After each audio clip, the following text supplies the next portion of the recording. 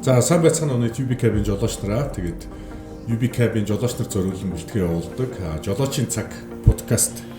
За анх удаага бид нэр лайв биш ингээд бичлэг хэлбэрээр хийж байна. Тэгээд анхны дугаарын маань зочноор Монгол Улсын засгийн газрын гишүүн аялал жуулчлал байгаль орчин аялал жуулчлалын сайд тийм. Байгаль орчин аялал жуулчлалын сайд Бат Эрдэнэ оролцож байна. Тэгээд энэ удаагийн дугаард аялал жуулчлалын сайд оролцож байгаагийн шалтгаан нь юу вэ гэхээр UB-Cab маань ямар ч байсан такси үйлчилгээнээс гадна бид нар бас UB-Cab түрээс гэж рент гэж үйлчилгээ нээсэн. Мөн UB-Cab 50000 хилтэй жолооч хөтөлбөр хэрэгжүүлж байгаа. Тэгээд мөн энэ хилтэй жолооч хөтөлбөрийн маань анхны төгсөгч гэх юм уу оролцогчдын нэг өөрийнхөө хэлний чадвараа баталгаажуулсан бүргэд баригадын жолооч Мөнхтуяа маань оролцож байна. Тэгээд өнөөдрийн подкаст бол ингээд нээлттэй ингээ явна. Тэгээд гол нь жолооч нартай мэдээлэл хүргэдэг. Тэгээд жолооч нар мэдээлэл хүргэж байгаагийн бас давуу тал нь жолооч нараар дамжаад бас зорчигч нарт мэдээлэл хүргэдэг учраас бид нар бас нэг баригдахгүйгээр одоо заавал зөвхөн жолоочийн асуудал гэхгүйгээр бас яриад тавьж болно гэж бодож байна. Тэгээд бидний урилгыг хүлээж авч хүрэлцэн ирсэн танд баярлалаа, мөгөдөө баярлалаа. Хамгийн анх Бат Эрдэнэ одоо сайдтай гэх юм. Одоо би бол одоо ахаал гэд дураараа сурцсан. Тааш засгийн газрын хэлэх газрын дид дарагч хэдэн онд байлаа? 18. Тэгээ 18 онд Facebook-ээр би танилцж ирсэн.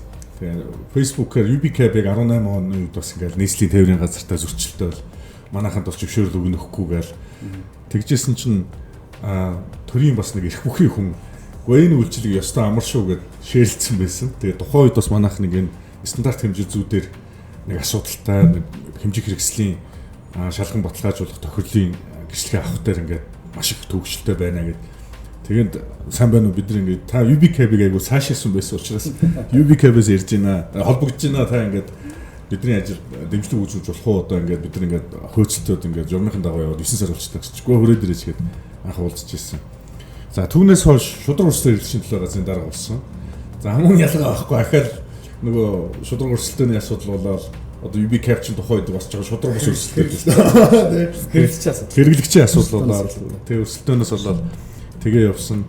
За тэгэл одоо ингээд UB-Cab маань одоо такси үйлчилгээнээс гадна үйл ажиллагаа өргөдөх бол одоо жуулчны тээвэр за ингээд хилтэй жолооч гэл ингээд явсан чинь тантай болоос ингээд бүх сэжмээр холбогдоод бас айлж байгаа. Тэгээ нэг ийм төвхтэй Бат Эрдэнэ одоо ахтай бид нар анх танилцчихсан. Тэгээд бас Эрдэнэ дотод UB-Cab-ыг бас анх бид нар зөвхөн Улаанбаатараар хараа яваад байсан. Тэгсэн чинь нөгөө тэрнээс ч бас холбогддог болчоод баг ях дуудаад ингээд Эрдэнэтэд ийм таксинууд үүдэг очооч гэхэд тэгээ бид нар чинь анх Улаанбаатарт байсан чи Эрдэнэтэд зур бусад үед бол ингээд орж очиод байхдаа анзаардаггүй байсан. Тэгс яг Эрдэнэт очсон чинь Эрдэнэтэд ингээд 500 симфортой такси байсан. Тэгтээ бүгд ийм уцсны дугаараар дууддаг, холбогддог. Тэгээ шанар хүчгийг нэвтрүүлээч гэдэг ингээд явжсэн. Бибэ ахта бибэл ах гэдэг юм л та. Тэгээ бибэ ахта тэгж холбогдож ирсэн. Тэгээ UB-Cab-тай бас их дотны үйдэг нь одоо хүртэл одоо бибэ ахын одоо яамны жолооч, сайдын жолооч одоо манай UB-Cab-ийн жолоочоос нэг жолоочийг та бас ажилд аваад одоо өөрийн жолоочоор ингээд байн хамтаа яваад байгаа харагддаг те. За гэх мэтчлэнгээр ингээд ийм сайхан урт сайхан түүхтэй ингээд хамтаа бас бидрийг дэмжиж UB-Cab-ыг бас анх одоо стартап бид нар чинь нэг орон сууцны 2 өрөө байрнаас дөнгөж эхлээл явж байхад бид нар чинь дуудаал та нар ингүүл яадаг Эрдэнэтэд салбараа нэгүүл яадгийн Улаанбаатарт одоо хэмжээ зүйдээр ямар асуудал байгаад байгаа одоо ингэж болохгүй шүү дээ гэж бидрийг дэмжиж ийсэн. Тэгээд танд төсөх баярлж явдаг. Одоо ингээд аялал жуулчлалын сайт, байгаль орчин аялал жуулчлалын сайт одоо ажиллаж байна. Мэдээж таныг бол хүмүүс бүгд мэдж байгаа, анзаарж байгаа. Аялал жуулчлалын салбарт бол ингээд солонгосчууд маш их ирж байна. Монголыг таниулах ажлууд бас ихээр хийгдэж байна. За түүнийг дагаад зүрийг анзаарж байгаа юм бол бид нэр сайлаа бэлтгэхээр саваа бэлтгэж олон хүн жуулчин эрхийн хэрээр нөгөө стандарт хангасан тээвэр те тэрний асуудлууд хүнд харагддаг. Тэгээд UB-Cab rent гэдээ бид нараас үйлчлэгээ нээж байгаа. Тэгээд энэ хүрээнд ер нь бол Монголд тээвэр жуулчин гэдэг бол бүхэлдээ тээвэр байгаа шүү дээ. Эдгээр онгоцны буудал маань олон хүн хүлээж авах чадвартай болсон ч гэсэн буцаа тэндээс аймаг хөдөө орон нутагт явдаг те. Бид нар бол дөнгөж энэ салбарт одоо л орж эхэлж байгаа. Тэгэхээр яг та салбартаа ажиллаж байгаа одоо салбараа одоо манлайлаа явж байгаа хүний хувьд яг тулгамж байгаа асуудлууд нь тээврийн салбарт автотээврийн асуудал юу байна? Юу гэж тодорхойлж байна? За нэгдүгээрт мэдээж одоо бас өөрийгөө танилцуулах гэж байна. Монгол Улсын засгийн газрын гишүүн байгаль орчин аялал жуулчлалын сайд бүтээлцэн Бат Эрдэнэ. За тэгээд UB-Cab-ийнхаа ялангуяа жолооч нартай бол анх тодорхойлолттой явдаг. Ягаад гэвэл холыг ойртуулж, хосын уулзуулж тий. Хүний жаргал зовлон цаг хугацаа бүхэнд одоо магадгүй кабин дотор хамтдаа байдаг, уйлаа явж байхад тайтар болдог, баярлаа явж байхад нь бас жаргалын уулздаг хүмүүс болж байгаа жолооч нар тий. Тэгээд эртээ бид нар бас ирээд уулзсан томьёогийнхантай хамтарсан уулзалтыг ойлгож ажиллаж явдаа хэлсэн.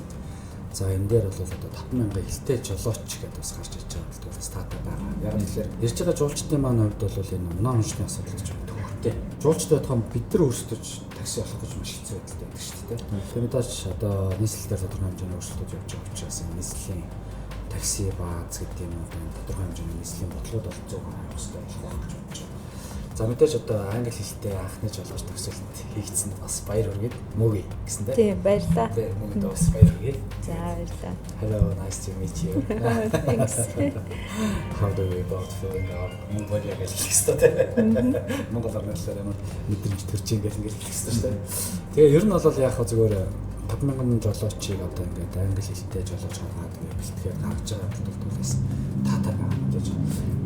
Бусад улс орнууд ч одоо яг нэг маш сайн ингээд хөгжөөд амар явчлаа шүү. Одоо бид нар сая ч явахтай одоо бас 2 сар гарсан юм бүгд нэг Чех бас ерөнхийдөө манай хатаа бид нар зүг очсон. Одоо ингээд очиж явж байхад бол Prague Old Czech Old Cars гэдэг брендинг гэдэг машин бол одоо такси үйлчилгээ явуулдаг. Тэр нь жоохон үнэтэй. Хуучны машинууд явах юм. Машинууд авах тий. Хуучны машинууд явуулдаг тий. Жишээлбэл ийм хэлбэрт очсон байхгүй тий. Тэр нь өөрөө нөгөө тухайн нийслэлийн ийм брендинг болцсон баг шүү дээ. Монгол гэхэд жишээлбэл солонгосууд ялангуяа Пургон. Тийм юм шиг үлээ тий. Пургон брэнд. Төсөөлсөн. Монгол экспертээс Пургон дээр сууж үзхийг хүсдэг. Пургон дээр гарч зогсоод одоо одны дор, оддын дор зураг авах хүсдэг нэг юм хоёр брэнд бол ингэ яалч байхгүй. Солонгост жуулчдын удаар битүү тагцсан. 2022 оны 6 сарын 1-ээс солонгосууд маань визгүй зорчиж байгаа. Тэгээ визгүй зорчих болсноор хамгийн хэрж байгаа хүмүүс нь бол залуучууд. 5 өдөр гарч нисэл хурж ирэл 2 цаг нисэл тий 2 цаг нисэл ирэл 2 хоног сайхан аялчаад буцчихдаг юм бодол бас нэг юм болчихлээ. Тэгээ энэ дээр бол мэдээж одоо нөгөө жолооч үйлчлэгээ такситай холбоотой асуудал бол нэмэгдэх шаардлагатай өөрийн гэсэн ондоошилтой бас байх шаардлагатай байгаа. Нэгдүгээр, хоёрдугаар бол бид нар эдийн засгийн либералчлалыг хийсэх хэрэгтэй. Хувийн хвшлийг л бид нар дэмжих хэрэгтэй шүү дээ. Би хэрэглэхийн дээр баг UPCAP-ийн тухай мэдээлүүдийг сонсох бодож хувийн хвшил өөрсдөө гарч ирээд энэ олон мянган жолооч нарыг одоо нэгдсэн системд оруулаад нэгсэнд л Uber тий одоо бид тухай Монголын үйл тий. Монголын үйл тий. Одоо чи ийм хоёр юм байгаа ш нөгөө нэг зочдлууд мөртлөө дэлхийн хамгийн том зочдлуудын сүлжээ хатгаж байгаа. Airbnb. Нөгөө тий Airbnb.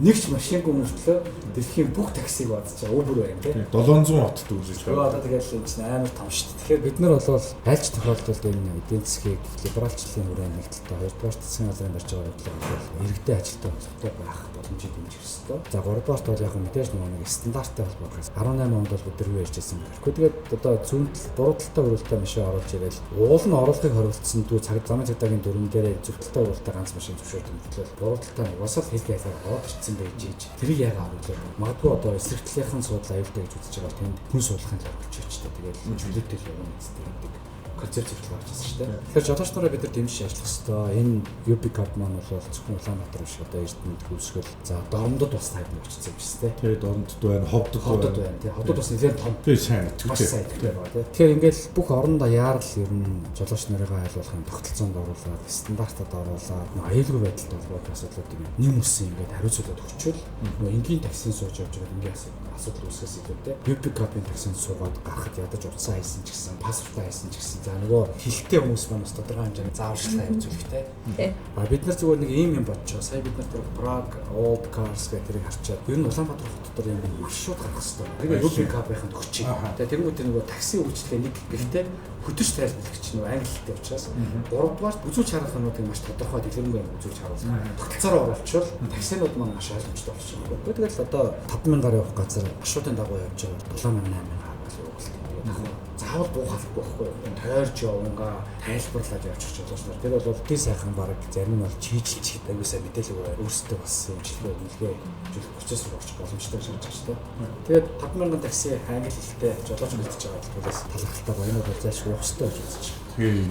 Гадаад жуулчдыг хүлээж авахын тулд за бид нар ингээ машин техникийн одоо мэдээж чинь машин хэрэггүй шинж одоо ямар хөдөөний хот байгаа шинж 1 сая хүнтэй метрополитен хот те 1 саяас дээш гарсан хүнтэй тээвэр болж байна. Гол нь хэлний асуудал хэлний барьаар маш хүнд байдаг. Тэгэнгүүт нөгөө гадны жуулчин чинь хурж ирээд одоо солонгосчууд бас төдийлөн бас англиар бас сайн биш юм билээ шүү дээ. Яг солонгосоор л ярьдаг те. Англиар ярьж байгаа нэг сони ярьдаг. Ойлгохгүй. Англиар ярьдаг залуучууд нэг цөөхөн. Тэгээ солонгос хэлтэй хүмүүс гэдэг чинь солонгос гэх чинь монголчууд ч одоо бараг 50,000 хүн тэнцээ чинь нэг дор одоо on time гэж хэлсэн тийм нэг дор ажиллаж яддаг амьдарч яддаг. Онгоцны буудлын дээр нөгөө солонгосчуудын хийдэг влогон дээр чи юу гэсэн бэ бүр ингээд. Зүгээр л нэг хүн Улаанбаатар гэдэг чинь шууд солонгосоор шууд яриад өөдөөс хөтлөгчийгээ явчихдаг тийм. Солонгос хэлгүй хүн бол одоо байхгүй. Хамгийн гол юм нөгөө хүний баталгаажуулах хэрэгтэй гэдэг. Тэгээ бидний Томьёо аппликейшнтай хамтраад аян жуулчдын мэргэжлийн холбоотой хамтраад MCS Holding санхүүжүүлээд бид нар нэг 5,000 хэлтэй жолооч гэж UbiCab дээр суурилсан ийм бүтээгдэхүүн гаргаж. Тэгээд 5,000 жолооч одоо бүртгэжүүлнэ гэхээр ингээл нөгөө нэг юм лоозгансан юм шигтэй ингээд байсан. Одоо хүмүүс тэгж хүлээж аваад байсан. Тэгэхэд бид нар энийг зарлаад 2-7 хоногийн дотор 950 жолооч англи хэлний хөтөлбөрөөр төгсчихсөн гэдэг нь баталгаажуулсан байгаа. Өөрийнхөө хэлний төгс. Тэрний төлөөлөл нь бол одоо манай мөөгээ яваа гэж. Манай мөөгээ бол одоо UbiCab төгтөө явуулдаг. Хажуугаар нар Max хийдэг. Тэ. Жинхэнэ одоо ажил хэрэгч тийм independent юм гэдэг тий.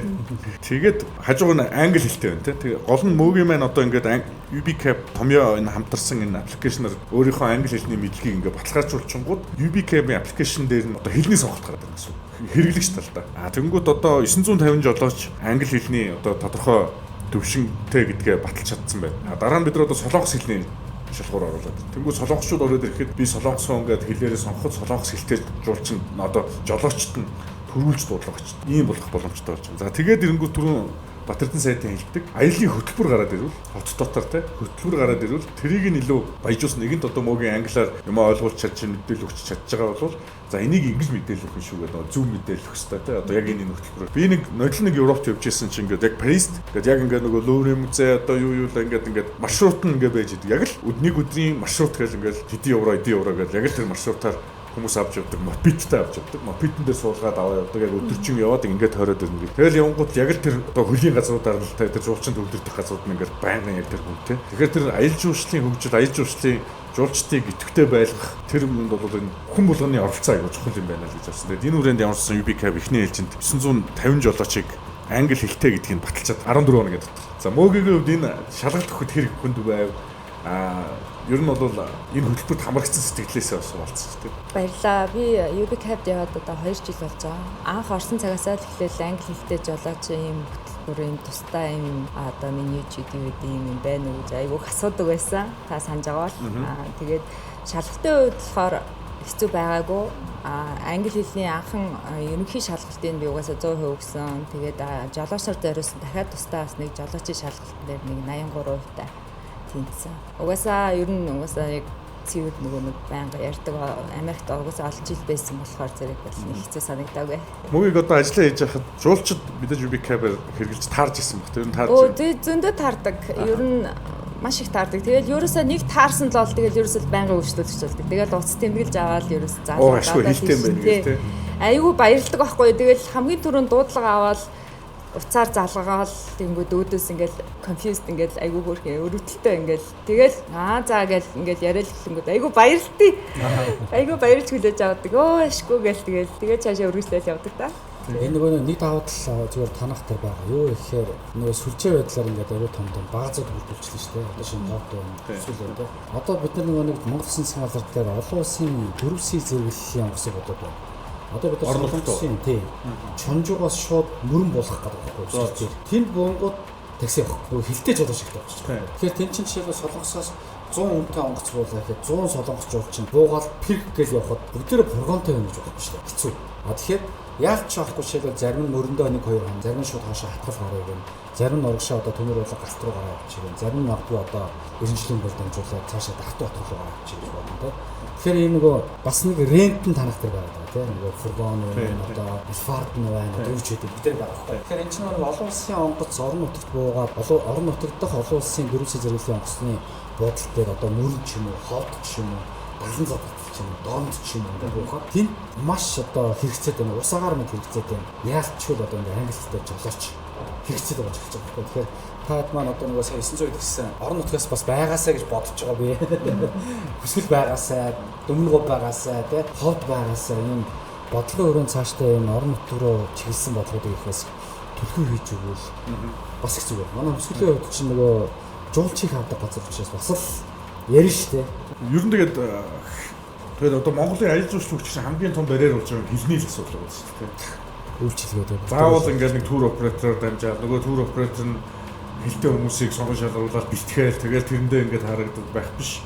Хэлтэй хүмүүс нь ингээд яж захин платформоор төрүүлж шүү дээ. Одоо бид нар гадагшаа гараад явбал ингээд Airbnb утсандаа суулгаж аваад байрлах газараа сонгож аваад өөрөө ингээд яваад муу зохиож чаддаг шиг. Заавал тур оператороор дамжаад одоо тэг өндөр төлбөртэй аялал хийгээд байхаас илүү ингээд хүмүүс мань өөрсдөө UB cab бүртгүүлчихэд өөрөө орлого олоод байдаг шиг яг энэ UB cab-ийн хэлтэй жолоочийн цэс маань ингээд олон жолоочтой болоод баяжаад ирэхин цагт энэ дээрээ тохирсон аяллууд бий болоод өчигтэй орон нутгад тохирсон юм аяллууд бий болоод өчигт бас болохоор харагдаад байна. Бас дараагийн томьёогоос бас нэг мэдээлэл өгч ирсэн.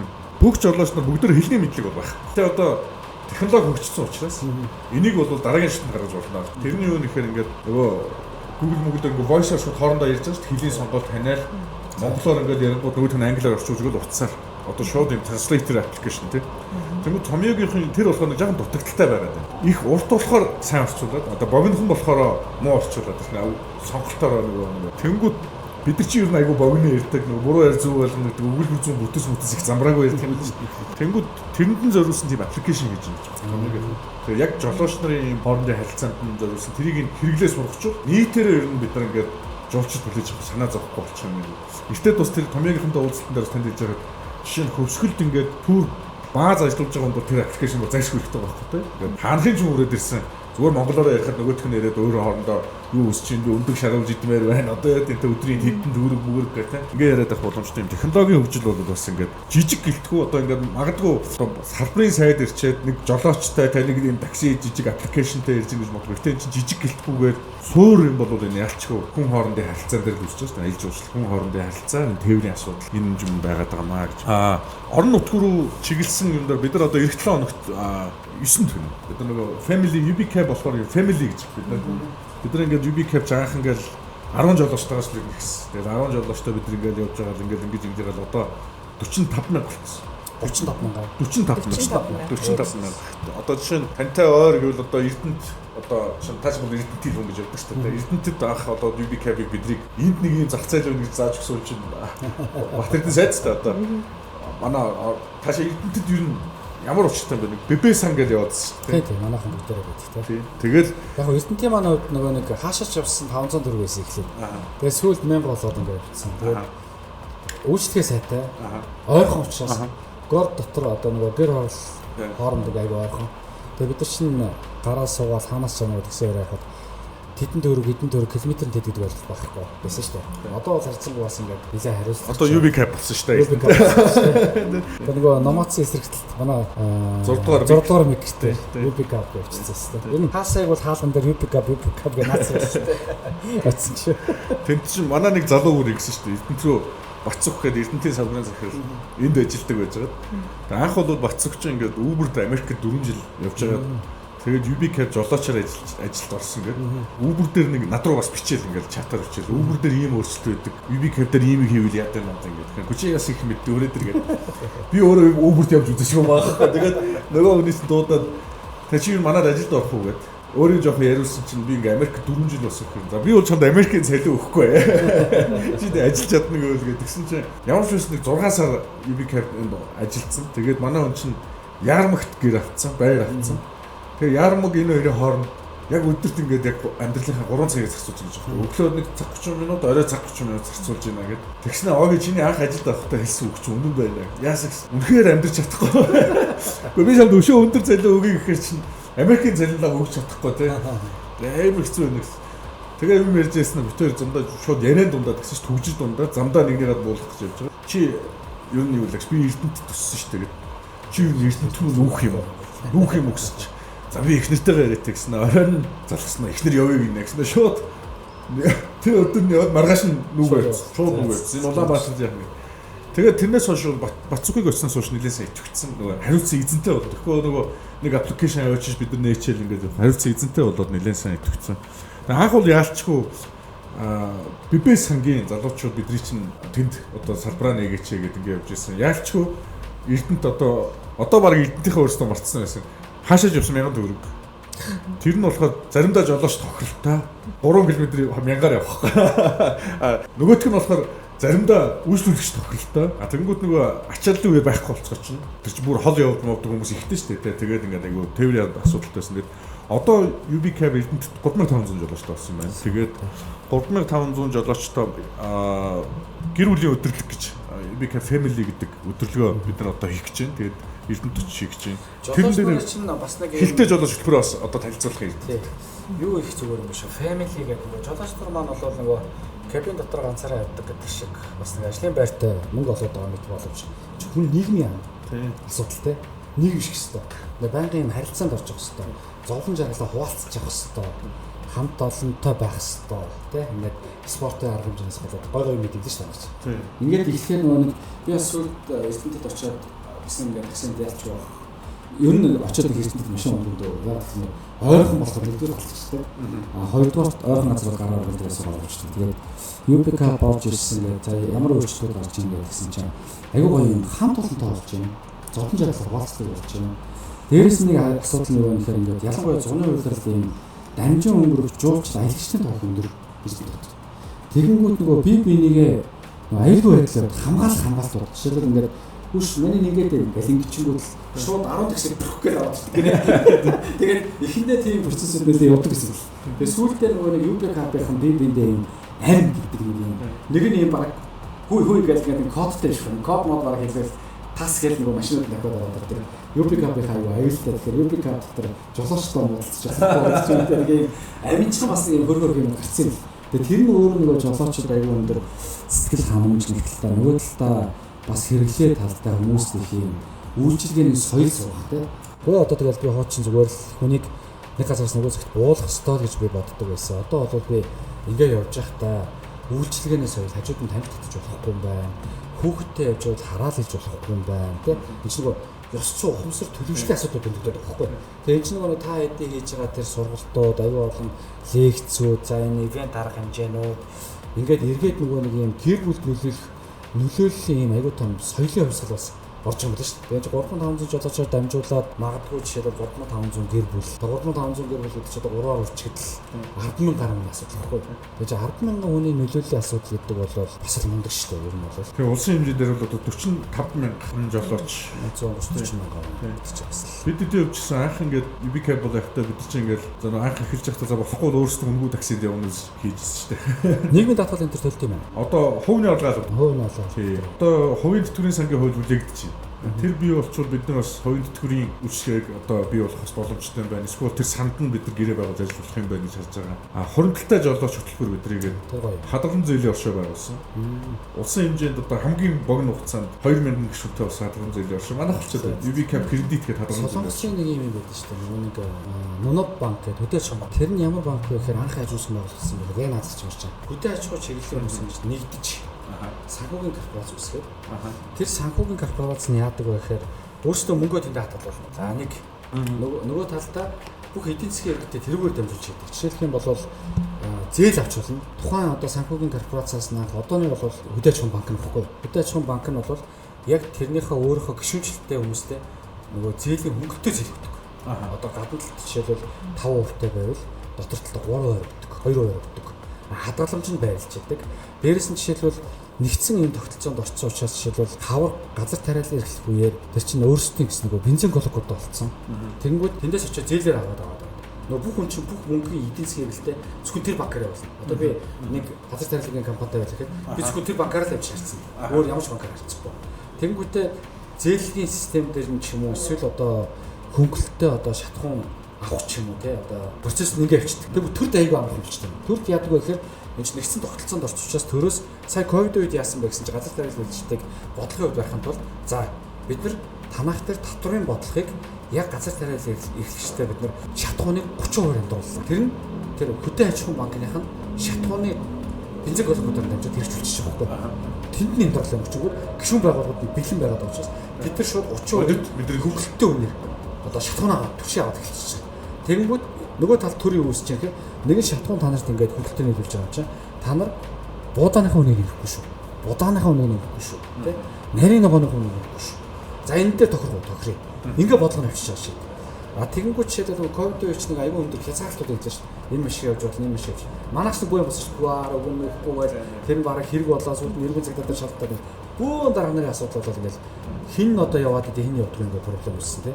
Тэгвэл жишээлбэл яг тэр хөдөө аж ахуйн банкны систем дээр яасан гэхээр яг явах зөвшөөрлөө тухайн хөдөө аж ахуйн банк руу өччих төрөөс. За танах гишүүнчсэн газар тариалагчтай хэд 100 мянга. За нэ зөвшөөрлөө авах. Тэгвэл тэр нь гишүүн байгууллагуудаараа тараагаад тэдгээр чөлөөтэй явж байгаа юм байдаг ч юм те. Яг л хүмсэж дутчих болохгүй нэг асуудал. Бүх хэлгээл хагдсан учраас. Тэгэхээр нөгөө нэг магадгүй зүгээр манай хувьд бол хадгалсан цэглэл оршиж явж байгаа юм те. 2000 гишүүнтэй. Тэгэхээр бодлогын хувьд бол бид нар ингээд нэгдсэн бодлого руу ороод төрийн системтэй холбочвол их зүгээр. Одоо сая Монгол Улсын нам нэр дэвшилт хийхэд Монголын үндэсний худалдаа аж ахуйн танхимын ерөнхийлөгч, Монголын үйл төсвийн хөгжлийн холбооны ерөнхийлөгч нар нэр дэвшилтээр өндөрт оруулж штэ. Одоо психологи гишүүн баг болцох гэсэн болж байна штэ. Асуудал нь юунд явж байна гэхээр тэр гишүүн байгууллагуудаар дамжуулж төрийн бодлогыг хэрхэн явуулах вэ гэдгийг танхим дотор нь орж ирж байгаа өөрсдөө шийд гэдэг бодлогоор орж ирж штэ. Тэгэхээр энэ бол та хэдийн явуулж байгаа юм бол маш зөв бодлого. Суур бодлого. Харин тийм одоо бид нар энэ хадгалан зээлийн оршихуйс Улаанбаатарт л үйл ажиллагаа явуулж байгаа. За одоо энэ бүтэнсэн өдөр бид нар очиж Эрдэнэтэд Орхон аймагт анхны салбараа байгуулж байгаа. За дараа нь бид нар Дарханд гэдэг ингээд бид нар ч айгүй хүлээлт өндөр байгаа. Бодит юм яг л одоо мөвөөр хэлэх байх тийм. Таксины жолооч гэдэг өдрийн орлоготой хүн чинь сарын орлоготой хүнээс ялгаатай нь юу гэхээр сарын орлоготой хүн ингээд юмын үнийн дүү арай өндөр үнэтэй юм хардаг. Өдрийн орлоготой хүн чинь тийм нэг 200 дотроо юм аа 200 сая дотроо юм аа харна тийм. Сарын орлоготой хүн бол одоо ингээд зурагт авсанчтай ингээд. Яг л зээл гэхээр авъя гэхээр одоо өдрийн орлоготой хүмүүс төдийлөн зээл байхгүй. Одоо байсан ч барьцаа өргөөр 5% үтэй зээл авдаг. Тэгээ UB Cab-ын жолоочны бид нар яг энэ хэрэгцээн дээр юм байна гэдэг. Манайх өөрсдөө өдөр болгон 20 өсгөж жолооч нар. 5,000 мөвөөгөө татвартай. Хадгаламжтай би өдөр болгон данснаас татуулдаг. Жохоо нэг 10,000-ыг татуулдаг юм. Гэтэ тэр чинь айгүй хөөрхөн ингээ хоримтлагтаад яагаад гэвэл ой чи амар тоо байхгүй. Одоо чи сарын орлоготой би сар болгон 300,000-ыг цаашаа ирэхгүй байгаа шүү дээ. Тэ? Тэгэхээр чи та бол одоо өдрийн 10,000 гэдэг чинь байхгүй 3 сая 600 өсгөх хэрэгтэй тий. Тэгэхээр тэр чи хүүтэй болно тий. Тий. Тэгээ хуваараа нийгмийн даатгалт хэлдэг. Тий. Дээр нь юу нэхэр зээлээ бол одоо хадгалан зээлийн оршооноос жолооч нар авчиж байгаа. Гэхдээ хамгийн гайхалтай нь манай одоо хадгалан зээлийн оршоо одоо сая санхүү засвар орноо шалгалт хийгээд өнөөдөр дуусчих шиг. Хугацаа идсэн зэрлэг ширч байна. Жолооч нар маш хариуцлагатай. Юу гэх юм жолооч нар ягаад гэвэл нэгнийхээ одоо мөвгийн хадгаламжийг авч зээлж байгаа гэдгийг ойлгоцсон хүмүүс байна. Тийм шүү дээ. Тэгэхээр нэг гэр бүлийн гишүүний хадгаламж авч байгаа. Дараагийн төвшөнд бид нар юу гэж хараад байна гэхээр одоо нэг яг эмгэлтэй юм байд юм л одоо яг такси үржигэнд ингээ өдрийн орлоготой гэх түрүүн ярьдаг шиг одоо 20-30 жил таксид явцсан хүмүүс байна. Өдрийн хоног нэг мэтгэд өнгөрдөг. Тодорхой хэмжээний хоримтлог юусоо хийж чаддаг. За хийдэг хоримтлын юу гэхээр нөгөө машиныхаа лизингээл төлдөг. Тэгэл манай нэг ах ярьж ирсэн. Одоо санаа угаа эхлээ баярлж байгаа надад. Ах нь одоо отгоо одоо алтан шар зам ард түмнийхээ өвчнөд сайхан амьдарч байна. 9 удаа машин гаргасан байж тээ гэж. Одоо лизингийн машин 9 удаа өдрийн 35-ыг төлдөг шүү дээ. За тэр чинь өмнөнийхөө 15 25 байсан. 9 удаа машин гаргасан. Хүүхд юм. Тэгээ та 9 машинтай одоо такси баацтай 50-даа баацтай гэсэн үг гэсэн чинь. Өө би хүргэндээ өгсөн. Тэгээ би хүүхдийн охиныхоо сургуулийн төлбөрийг өгсөн. Та 20 жил таксинд явсан. 20 жилийн өмнө хаана амьдарч ирсэн гэж. Хайласт. Одоо хаана амьдарч ирсэн гэж. Хайласт. Тэгээ яагаад энэ хүмүүс энэ хэсэг бүлэг хүмүүсийн ингээд бодлого нь ингээд алдагдсан юм бэ гэхээр за яг бусад хүмүүстэйч бид нар чинь төр засаг нь хурж үзэж чадахгүй өнгөрсөн 20-30 жил өнгөрсөн байна. Тэнгүүд яагаад энэ хүмүүс ингээд хөдөлмөрлөөл гэдэг. Бүр хамгийн их хөдөлмөрдөг хүмүүс таксинд жолооч. Сэтгэлийн хөдлөлөөр 45,000 дотор чинь бол сэтгэлийн хөдлөлөөр бүртгүүлчихэд за юу миний их ажил бишүүнээ гарсан хүмүүс байна. Өглөө цагтаас ирэх хэвээр, орой цагтаа унтах хэвээр, тийм ингээд шоудад байвал мөнгө олохгүй тийм. Ийм байдаг. Тэгэхэд маш тийм одоо цаглаг баттай цагс хэрэгжилсэн хүмүүс л энэ ажлыг хийж чаддаг. Тэгээд тэгэхэд тийм хөдөлмөрч хүмүүс байж яагаад юм бодлого юм бэ гэхээр энэ хүмүүс сарын 4% үүтэй. Тэ 4% үүтэй жилийн 40-50% хүүтэй зээлийн орчинд амьдарч байгаа байхгүй. Тэгээд энэ хүмүүс ингээд явдаг юм л. Тэгээд бидний мөрөөдөл юу гэж юм гэхээр жишээ нь 4,000 жолооч л тэ өдөрт нэг 30,000 төгрөг цаашаа ихт бид 40-50 тэрбум төгрөг зуулахаар байна. Тэгэх юм бол бид нар орон сууцны хөтөлбөрөөр хэрэгжүүлнэ. Тийм шүү дээ. Дээр нь би одоо жишээ таач одоо ярьж болж байгаа юм уу? Одоо нэр дэвшээд явж байгаа тийм. Нэр дэвшээд амлалт амлалт өгж болох байх, мөрөө хөлбөрсөн тусаагүй юм ярьж болохгүй байх та одоо ойлын өрөө. Гэхдээ тэр зүйлийг сайн анзаараад өгөөч хэлж. Түрүү яг хэлдэг тэр тариалан эрхлэгчдийг дэмжих юу тэр тариаланчдын комьюнитиг л дэмжих хэрэгтэй байхгүй. Тэгэхгүй одоо ингээд яаж юм гэхээр орон сууцны хөтөлбөр хэрэгжүүлэх гэхээр нэг 5 банкнд л хөлтөө зээл өгдөг. 5 банкаар дамжиж бид нар 5 банкны эзэдний ихээр нэг 5 гэр бүл л байгаа байхгүй. Эзэд нь яг л одоо банк болгоны эзэдийг бид нар нэрлэн шүү дээ. Тэгэхэд UBCAP кредит хадгалан зээлийн оршоо гэхэд энэний ард энэ чинь байгуулагдаад ганцхан жилийн дотор 2,000 нэгтсэн юм шиг. Магадгүй ирээдүйд бид нэр 6,000, 7,000, 10,000 хүнтэй болсон цагт одоо тэр ипотекийн хөтөлбөр эдний хадгалан зээлийн оршоор хэрэгжих болох юм биш үү одоо санхүүгийн хөтөлбөр хэрэгжүүл болно гэх тээ. Ингээд яг юм бодиттой юмнуудыг дэмжлэгийг үзүүлээ явуучвал яг энэ UBCAP энэ family гэдэг нэрэнд ороо бид нар яг бие биенийхээ асуудлыг сайн ойлгоод ингээд явах хаа л гэж бодож байна. Энэ яг кредит хоршоо энэ танд ер нь хэр нөлөөлж байна? Ер нь хэр бодогдож байгаа. Одоо та банкны эзэн шиг сайн сүүл хуралдаа суусан тий. Маш үр дүнтэй. Одоо чинь би өдөрт бол нэг 100-аас 200 мянган орлого олдог. Яг үндэ бол би бол өшөөж ихийг татуулж өшөөж их хоримтлал хадгаламж үүсэх боломжтой. Тэгээ яг өдөр ингээ орлого болохоор зэрэг бас яг ингээ хуримтлагддаггүй нэг л мэд хаашаа ч балгуулсан байдаг байхгүй. Тэгэхээр ингээд яг ингээ өдөр тутам ингээ жоохноор ингээ данснаас татуулцгаар ингээ надад ингээ дарамтгүй. Тэгээ ингээ хуримтлал үүсээд ингээ сүүлд нь ингээ хуримтлалтай болсон бахаар гоё л байд юм лээ. Тэрийгээ ингээ арай нэг өөрөөр захиран зарцуулах. Тэгээд манай жолооч нарын хувьд ингээ нөгөө нэг машин тэргээ шинжлэх гэхээр зэрэг хуримтлал үүсээгүй болохоор ингээ заавал нэг үр шир тавьж авах таарах гадах шиг байдیں۔ Тэгэхээр зэрэг ингээд жоохноор ингээд өдөр болгоод нэг ингээд 10 20 мянга 30 мянгаар татуулаад байх юм бол тэгэл тэр нэг зорилго тавиад зорилгоо хоригдол үүсгэж явж байгаа шүү дээ. Бидэрт бол яг одоо өдөр болгоогоосаа тэрийг олж л яадаг болохоор зэрэг асуудалгүй тэгэл олох юм шиг боломжтой юм билээ. Тэгэхээр маш их боломж байдیں шүү. Тэгээ бүртгүүлээрээ. Одоо тийм шүү дээ. Одоо чинь Эрдэнэтийнхэн бол хадгалан зээл авах шиг мэдэхгүй байхгүй. Тэгэхээр одоо яг та бүртгүүлээрээ тий.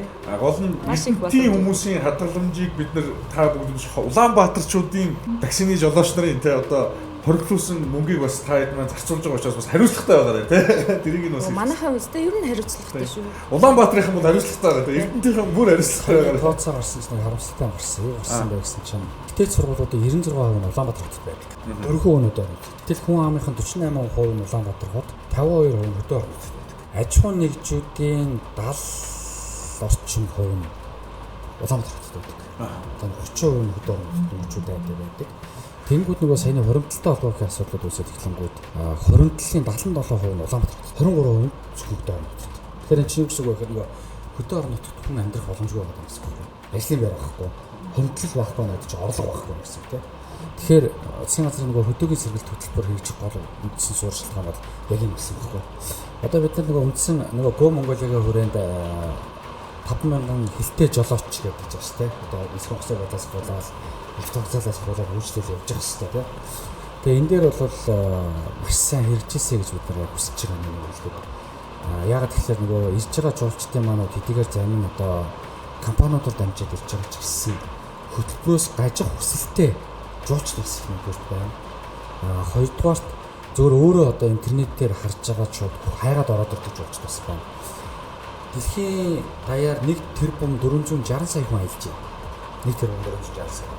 Энэний 283 сая хүн нь 1983-аас одоо 2000 он төрсэн хүмүүс байна. За энэ хүмүүс төр яагаад ингээд 283 сая хүн төр дүгэлтүүд гаргасан байсан чинь сошиал орчин дээрээс мэдээлэл шууд аваад шууд аялдаг. Ингээд харж байгаа л нэг орон Instagram дээр ч юм уу биш шишээ уйлдаг л маргааш шууд авчихдаг. Тэгэхэд бол тэр хүмүүс ямар шийдвэр гаргадаг вэ гэхээр би онгоцоо бол захиалч чинь очиод буухад таксиг ямар өгдөг гэсэн байдаг. Хилтэй хүн байна. Магадгүй тэр жишээлбэл такси сүлжээ байна. Өвөр шиг те. Би Улаанбаатарт буулаа. Улаанбаатарт байгаа би юу явах гэсэн. Танай хамгийн гоё газар Хөсгөл юм байна. Далаатай юм те. Хамгийн гоё өндөр уултай байна. Мэг цастай байна. Тэгвэл би Хөсгөл явъя чи шууд Хөсгөл рүүгээ холбогдох чадахгүй. Намайг Хөсгөл өргөж өгөөд Хөсгөлөөс нь нэг нь тосч аваад жишээлбэл Улаанбаатараас Эрдэнэт оронгууд Эрдэнэт хүртэл өгч өгөөд Эрдэнэтээс цаашаа Хөсгөл хүртэл ингээд дамжуулаад юм бүтээчсэн хэлбэр явах боломж байгаа гэдэг чинь. Тэгээ ийм нөгөө адлын худалдаа хийж сонирхч бас нэлээ өндөр үед юм байна. Тэгээ тэд нар бол юу хүсдэг вэ гэхээр ганцхан зүйл хүсдэг. Тэр нь аюулгүй байдал, амьс, баталгаа. Тэгээ тэр нь өөрөө нөгөө ийм аль бисний байгууллага өөрчлөхийг хүсдэг. За тэр нь магадгүй жишээлбэл UBCAP-ийн хэлтэй жолооч хөтөлбөрт байдаг ч юм уу те. За тэгээ томьёо жишээлбэл саяны хэлдгээр үнэхээр одоо ингээд шууд транслейт одоо орчуулах гэдэг систем ороод томьёо өөрөө аппликейшн тухайн жуулчдад зориулагдаад ингээд байршлагдаад тий. Жуулчлал энийг ийм томьёогийн аппликейшн байх хэрэгтэй байна. Тэгвэл би энэ рүү ороод жолоочтой шууд харилцаж болд юм байна. Хэлтэй жолоочноор нь энд байд юм байна. Тэр нь UbiCab гэж компани байд юм байна гэж ингээд хараа явуучвал ирж байгаа жуулчдын хувьд бол онгоцны буудлын дээр бууж байгаа жуулчид шууд үйлчлүүлээд явж байгаас бүрэн боломж нь байгаа байхгүй.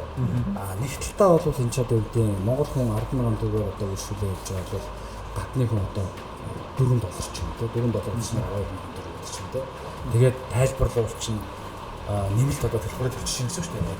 Хилтэй учраас давхар очуулах шаардлага болж ирж байна гэхдээ тий. За мэдээж одоо 100% аймаар төгс англи хэлтэй хүн жолоод явах нь одоо нэг талтай хэд өв байна.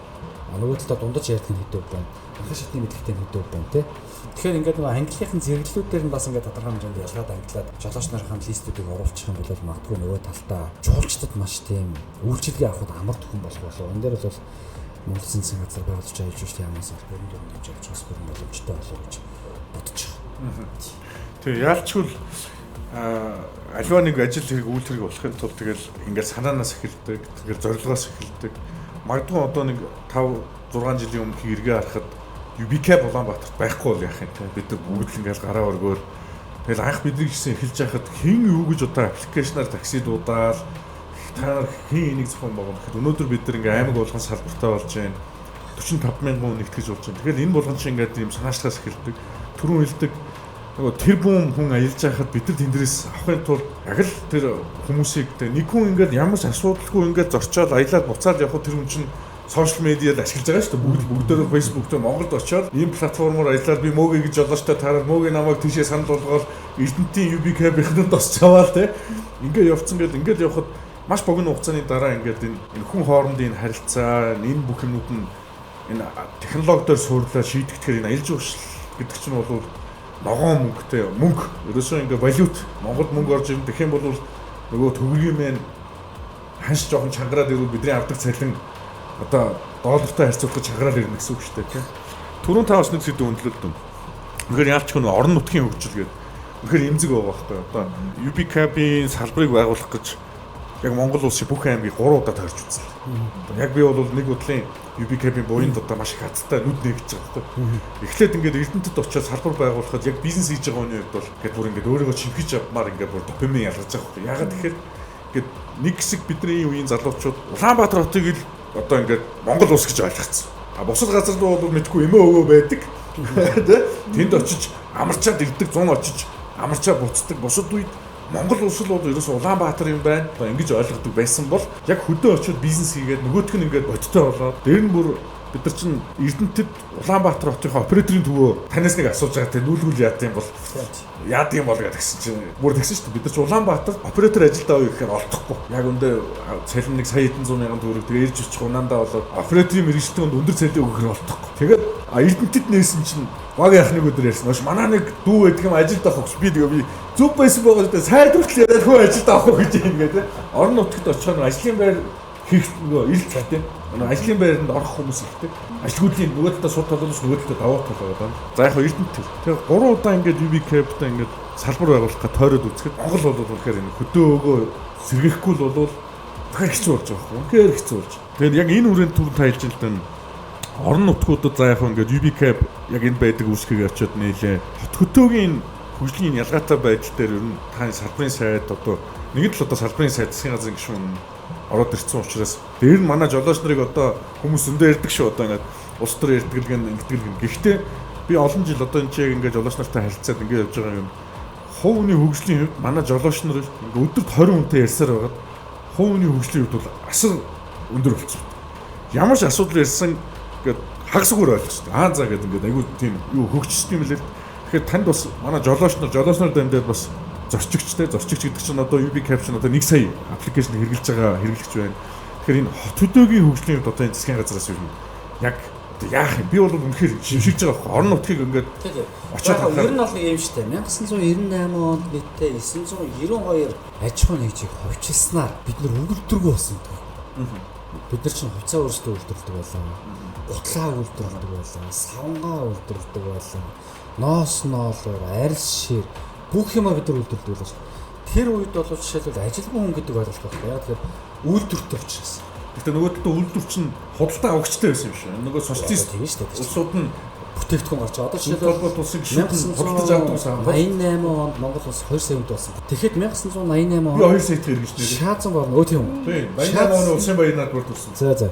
Шаазан гарны үйлдвэрлэхэд 5.3 сая шаазан гар үйлдвэрлэжсэн. Монгол улс 2 сая төгрөг нэл үлдэж авчихсан. Одоо таад өрчсөн шүү дээ. 5.3 сая шаазан үйлдвэрлэж байгаа байхгүй. Гэтэл өнөөдөр шаазан гарны үйлдвэр нэг нөхрийн л одоо өмч болцсон. Өмч өвчлөөр 90 оны 98 онд авцсан.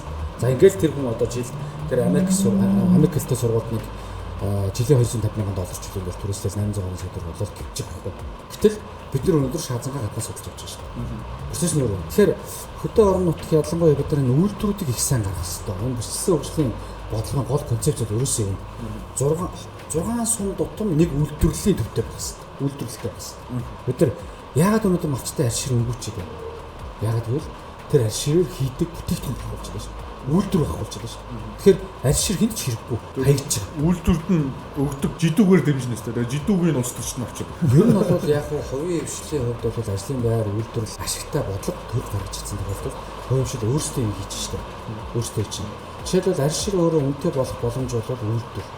Бүтээгдэхүүн тий. Бүтээгдэхүүн үйлдвэрүүд нь байгуулагдаад ирэхээр аршир үнэтэй болон малчид арширээ өгч эхлэх байхгүй. Нөгөө талдаа экспортыг бид нар маш сайн хийх ёстой. Тэр төрлийн дэмжлэгүүд нэг. Хамгийн гол юм чинь энэ бол экспорт л шүү дээ. Бид нар хэрэглээд одоо 5 сая шаардсан шүү дээ. Одоо чи юм шүү дээ. Хавар баян ушуугаад манай зүүн талын бомтуудаар харахад тэнд 43 сая хүн амьдарч шүү дээ. Бүгдийн татдаг болсон. Гашуус хотоос ахуулаад баруун тал руу хүртэл яваад тооцоод урд 63 сая юм шүү. Зүгээр ингээд урд хэсгээр буюу бүгдийн хятад ард улстай хэлж байгаа 4700 км тооцоод үзэхэд нийтдээ 106 орчим сая иргэн амьдарч байгаа. 106 сая хүний зах зээл гэдэг чи одоо уучлаарай бид нар нэг 10 саяг л үйлдвэрлээд гаргахад 10 хүн тутамд нэг бараа бүтээгдэхүүн. За боли 5 хүн тутамд нэг гэхэд 50 сая бүтээгдэхүүн үйлдвэрлэхэд энэ чинь зах зээл аягүй өндөр угаастай.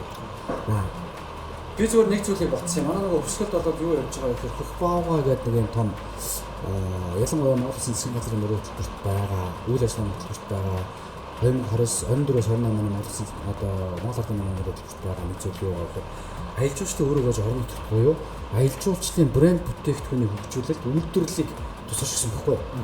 Тэгээд тэнд хөх баавга үүргээ сүм болгон байгуулж байгаа. Тэнгүүд энд нөгөө мэдээллийн төвүүд ингээ байгуулагдаж эхэлж байгаа байхгүй. Тэнгүүд нэг зүйл юу болдог вэ гэхээр мэдээж одоо хөдөө орон нутгийн сумаа сумдын оронд явдаг бол жижиг тэрэг бол маш хор шүү дээ. Хэцүү явах нь одоо чинь бичлэгээр бол дандаа фургон юм уу одоо дунд болон түүнээс дээд богино жип байгаа. Энэ лүү би ороосоо гэж бодоод байдаг байхгүй таа. Нэг талаа рентер биш. Магадгүй UP компани авчих. Хот хоорондын тээврээр тий. Одоо сум хооронд тий. Тэгэхээр энэ чинь өөрөө нөгөө нэг Хүсэл аймаг аялал жуулчлалын бүсгээр 2003 он зарлаад аялал жуулчлалын бүсээр зарласан юу ч хийдэггүй. Одоо бид нар хийх гээд аялал жуулчлалын хот гэдэг нэр хотыг нэрлээд явж байгаа шээ. Босоод хөдөлгөөний зам орж иж байгаа бүсгэртэй. Булган аймагт бас босоод хөдөлгөөний зам орж иж байна. Орхон аймаг байна. За бусад аймагуд бас байна. Зүүн аймаг гэж хэлбэл Түүхэн аялал жуулчлалын бүс болчихлоо шүү. Одоо нөгөө хэлээд байгаа 43 саяас чинь ядаж 400 мянган жуулч явж байгаа боломж нөгөө талд бүрдэх гээд байна байхгүй. Тэгэхээр ийм сумд хоорондын холбосон систем нэг танах бэлэн байна. Сумд хоорондын холбосон системтэй болчих юм бол нөгөө фургонтой хүмүүс хоорондоо холбогдох боломж олчих юм. Одоо бол зөвхөн хуваараа тээвэрлэх байдлаар явж байгаа нэг. Хуваараа тээвэрлэхдээ аялал жуулчлалын компаниудтай холбогдоод явж байгаа байхгүй. Тэрийг бол ийм нэгдсэн тогтолцоонд оруулах шаардлагатай гэж үздэг. Тэгвэл бидний эрх ашигыг та нараас ихтэй хангалттай шүү дээ. Одоо бид нар сая жишээлбэл зам тээврийн хөгжлийн яамнаас нөгөө 10 жилээс дээш идэлгээтэй хэрэглээтэй ийм автомашиныг бол тээврийн үйлчлэгэнд явуулахгүй гिचэнгүүд нөгөө 2010 он, 11, 12 он, 13 оны фургонууд ч бүгд чагсаалтаас гарчихсан байхгүй. Гэтэл хөдөө фургон ч өөрөө хот. Фургонтой жолооч зуны аялал жуулчлалын өрөөнд бол орлого олох хамгийн өндөр боломжтой юм байхгүй. Гэтэл хоригт гарчингууд сүүлийн 10 жил дотор ингээд фургон байхгүй. Хүмүүс машинаа цэгцэлж чадахгүй болчихж байгаа. Өнөөдөр бид нар тодорхой хэмжээнд зам дээр хөгжлийн яамд одоо сайтан ярьж байгаа засгийн газрын аялал жуулчлалын жилээр за энийг танаар болчихоо. Ядаж 2 жилийн хугацаа өгчтэй. 26 оноос хойш бол окей. Танаас бол бид нар 24-с 26 онд 2 жилийн хугацаа өглөө шүү. Энэ хугацаанд та нар машин техникийн аюулгүй байдлыг хангах шинжил. Одоо шууд бол гэдэг хэлбэр бол байж болохгүй. Гэхдээ эдгээр нэгдсэн тогтолцоонд орох ёстой. Тэр нөрөө магадгүй UPK нөрөө очоод тэ ингээд сумд хоорондын холбоосуудыг хийгээд манай Баага өөрөдийн хооронд нь холбоочод мэдээлэл дүүдэг хооронд нь орчууд ийм том сүлжээ маршрутын дагуу сүлжээ үүсэх боломж гарч байгаа. Тэгмээд Улаанбаатар байгаа такси барьж байгаа одоо манай энэ англитай жолооч нар маань тэр сүлжээ нэвтэрж аваад таашаа явах өмсгөлийн хатгал явах юм. За тэгвэл би таны шууд холбослоо. Энэ таныг Мегмарторч гэдэг англи хэлтэй жолооч ийм төвшний англи хэлтэй тэдгээр левлийн англи хэлтэйг өгтөж авах юм гин шууд нисээд онгоцны бодлоор хот билээ. Тэгэхээр мөгөдөл холбогдно. А тийм хоорондын холбоосоо явж байгаа. Мөгийн Мегмарторчтой холбож өгснөхийн хүрээнд Мегмарторч тодорхой орлогын 5%-ыг мөгөөр шилжиж байгаа юм байна. Энэ ч өөрөө ийм нэтворк юм байна. Тэгвэл мөгийн Улаанбаатар хотод машин бариад ингээд явж байхдаа хэдэн орон нутагт аялжуулалтын чиглэлээр англи хэлтэй жолооч нарын нэтворк үүсгэж явсныхаа хүрээнд магадгүй жишээлбэл 100 мянган төгрөгийн нэлтээр орж байгаа ч юм уу. 50 мянган төгрөгийн нэлтээр орж байгаа ч юм уу. Тэр нь өөрөө магадгүй шүү. Нөгөө хоригдлогоо орж идэг ч юм уу. Ингээд явуул дахиад нэмэлт өгөхгүй. Тэгэхээр миний хэлээд байгаа зүйл бол та хэд өөрсдөө нэг юм үндэс суурь болох нэгсэн юм дид бүтцийн бий болгоцсон. Жолооч нар маань бэлэн байна. Тэгэхээр үйлчлэгээс соёл стандартыг нэг үеийн үед бол маш сайн сурсан байна. Тэгэхээр энэ сүлжээн дээр та хэд маань ашиглаад ажиллаа явуул ер нь бол ингээ бие биений дэмжих тогтолцоо тий. Хатгалт буусан Мегмарторч жолооч маань авлаа. Тэр хүн хатгалаас бусах магадaltaй байхгүй юу? Гэхдээ тэр үнийг яг бол өдөлж өгөх хэрэгтэй. Үүшээ та хатгалтч босгож байгаа.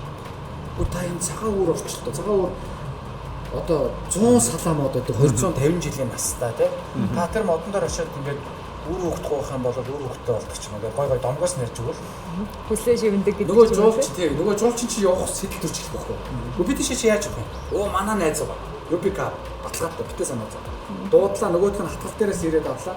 Нөгөө юу хүртлээ явлаа. Тий. Цагаан үүр хүртлээ. Аял жуулчлахаар зөвхөн гадны жуулчин биш те. Дотоодын жуулчид бид нар ч гэсэн ингээд мэдхгүй шүү дээ. Одоо зөвхөн л даав арангаахад арангаал яваад байдаг. Тэгэхээр ч одоо үзэж харах юм их байна. Дэлхийд тойрол гэдэг эхлээд Монголоо тойроод ингээд явах хэрэгтэй те. Яг бидний хувьд бол одоо ямар орон нутгийн салбартай болж тэрний дараагийн алхам нь бол одоо шинэ би одоо эх цаанд би ховд явах гэж байгаа байхгүй одоо шинэ ховдод очлоо гэхэд би эндээс машингүй очоод онгоцны боддоос UB cap байж байгаа. Энэ бол нэг даваа. Тэнгүүд яг таны хэлж байгаа нь орон нутгийн хөгжил гэдэг дээр бол ингээд энэ одоо шингээж явах хэрэгтэй. Тэнд ирж байгаа хүмүүсийг аль болох одоо тэгээ аялал жуулчлаар бол орлоготой болох боломжтой гэдэг. Түрүүн тэгээ ярьжсэн нөгөө хөдөөгийн хөгжил тэгээ одоо яг энэ хот хөдөөгийн ялгаа бол түрүүн та хэллээ нийт их сургуулийн 98% энд байна. 96% энд байна. За аж ахуйн нэгжүүд бүгд энд байна. За хоригдл хадгаламжаар нь зөвхөн харьцуулахад ерөөсөө бүх мөнгөтэй хүн энд байна. Улаанбаатарт байна. За одоо ингээд төрийн захиргааны төв байгууллага бүх яам тамгын газар нь эндээ байна тий. Тэнгүүд ерөөсөө юм хотын хүн хөдөөний хүн гэж хоёр ялт тусдаа болоод бид нар нэг кинон дээр ярьдаг байсан шүү. Би одоо энийг хатуул хэлье да. Одоо яг үнэндээ би ингээд хөдөөгөр 3 жил ингээд тойроод үзэхээр бидний яриад байдаг тэр Африкийн гэдэг чинь за яг хоо энэ эрдэнэ тархан одоо хөвчгөл мөвчгөл энэ хүний хөлийн газар бол нэг хэрэгтэй. Үнэхээр тэр захын хөдөө суманд байж байгаа тэр хүмүүсийн хүний хөгжил мөчлөл харагдсан биш. Тэгээд тэнд байж байгаа одоо соёлын ямар ч үйл ажиллагаа байхгүй сумандаа халуун ус байхгүй байж амар том соёлын төв уусцсан тий. Тэр нь ажилтгүй. Халуун усын би хайгаад одоо усанд орох гээд хайгаа очсон чинь бойлууртай хүн ажилуулдаг хүн байхгүй. Өөрөөр хэлбэл тэрийг хэрэглэхгүй юм гэсэн үг шүү дээ тий. Тэр чинь шийдэх нэг хөх баагаа өөрөө яваад гэсэн нэг том байшингууд баригдаад сум болгон халуун устай дүүштэй баасан таж орлонтой кофетэй мэдээллийн төвтэй дээрээс нь одоо саунтай тий. Одоо нэг юм зөв нэг солоох саун байдаг шүү дээ. Одоо нэг бид нар нэг ордог шүү дээ. Ороод амралтын өрөөтэй тэр нь соёлын төвтэй байж байгаа болохгүй шүү дээ. Гэх мэтлэнгээр ингээд ахуйн соёлын үнэхээр тэр хүмүүсийг харьцуулшгүй болгочих. Бид нар хотод байгаа хүмүүс чинь ингээд авцамаа янзлаад явган хүний замын стандарт дээр дугуун зам хаана байна маана гэж тийчээж юу явган хүний дугуун зам мам бүр ингээд бүх юм байхгүй байна. Энэ их ялгаа байгаа. Тэгээд энэ дээр бас та залуу хүний хувьд бас анзаарж байгаа байлгүй тэгээд нэг яанаас бас нөгөө юм нөгөө түрүү би танаар бас ахаад асуугаад байсан.